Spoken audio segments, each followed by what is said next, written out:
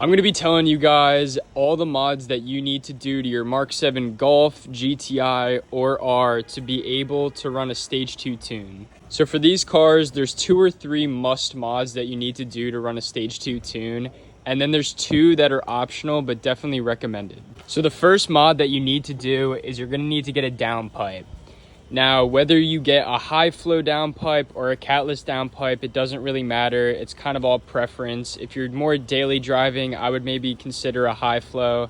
But if you just want to say, screw it, I would just go catless. There's also a lot of options with sizes you can get for downpipes. I've seen them go from anywhere from 3, 3.5, 4, and even 4.5. I don't really think you need 4.5. That's honestly a little bit too big. So the second thing that you're going to need to get is some type of tuner. I have a Cobb access port and just flash my tunes on that way, but there's a lot of other different ways that people use to get tunes onto their car. I just think using the Cobb access port is probably one of the easier ways to do it.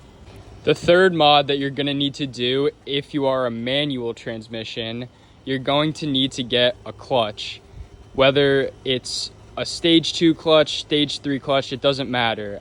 I know I've said it before and I'll say it again. The stock clutches in these cars are not rated for the horsepower bump that a Stage 2 tune gives. And the third mod that you need, if you are a DSG or an automatic transmission, you're going to need a DSG Unlock. And basically, you can use that with any type of tuning software like the access port I had.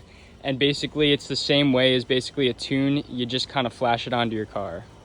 For the first optional but definitely recommended mod, I would get an intercooler. You don't have to get a front mount. You could just get a direct replacement. I think maybe the front mount might be a little bit easier to install, but I would definitely look into that. You definitely get a lot less heat soak with an upgraded intercooler. But if you just want to run the stock one and you're not beating your car up too much, you might be all right for a little bit. For the second optional but recommended mod is the intake system.